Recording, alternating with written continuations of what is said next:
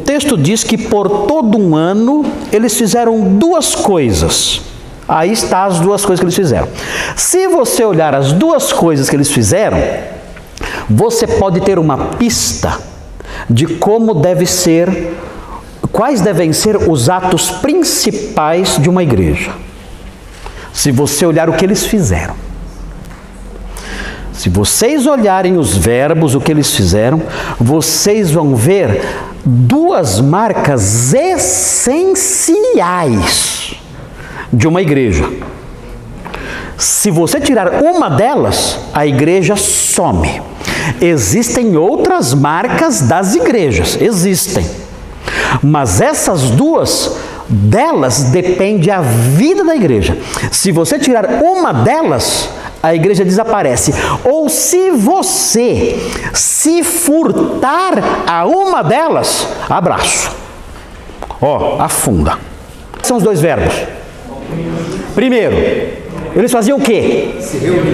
Eles se reuniam. Eu sou desigrejado, não preciso da igreja, a igreja tem hipócrita. Mentira do diabo que botou isso na sua cabeça para te enganar. Não existe nenhuma vírgula na palavra de Deus dizendo que você pode ser crente em casa sem estar numa igreja. Não tem uma vírgula dizendo isso. A igreja inventaram, é de pedra. Pouco liga, se é de pedra, se é de pau. Isso não interessa. Isso é um discurso vazio, tolo, diabólico, satânico e infernal.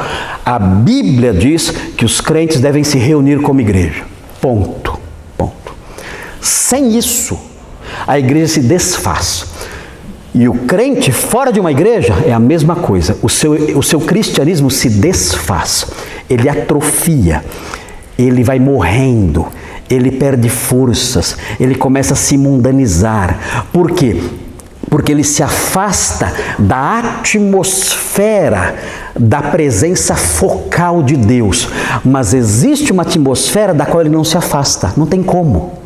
Que é a atmosfera chamada o mundo. Por mais que ele tente se proteger disso, ele está nessa atmosfera. E ele não tem a contraparte, que é estar numa atmosfera em que a presença focal de Deus atua de modo a consagrá-lo, a ensiná-lo, a santificá-lo, a purificá-lo, a encorajá-lo, a animá-lo, a exortá-lo. Ele está fora desse contexto, está fora disso. Ele só está no mundo, não está na igreja. Por causa disso, aos poucos, ao longo dos anos, ele começa a se deteriorar, devagarinho. Os seus valores começam a sofrer certas rachaduras. O seu comportamento começa a acolher certos hábitos. O seu vocabulário começa a acolher certas palavras que antes ele não falava, ele começa a falar agora. Algumas ideias que antes ele achava absurdas começam a devagarinho entrar na cabeça dele.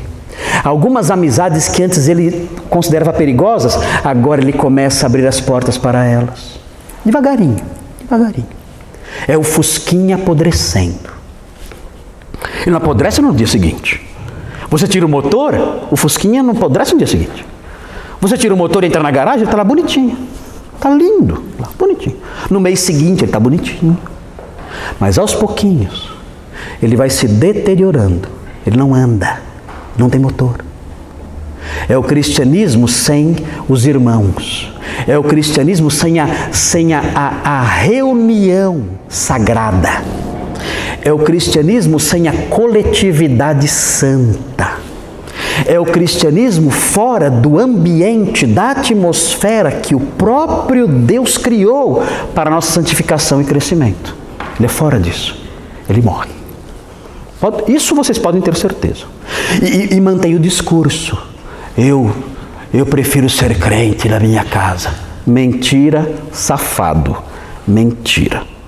Você é um preguiçoso, você é um desobediente, você odeia o povo de Deus e a reunião dos santos, você não quer responsabilidade junto a esse povo, você quer ver uma vida cristã longe de certas responsabilidades. E isso vai ter seu preço ao longo dos anos. Não tenha dúvidas, não se brinca com as determinações da palavra de Deus, não se brinca com isso.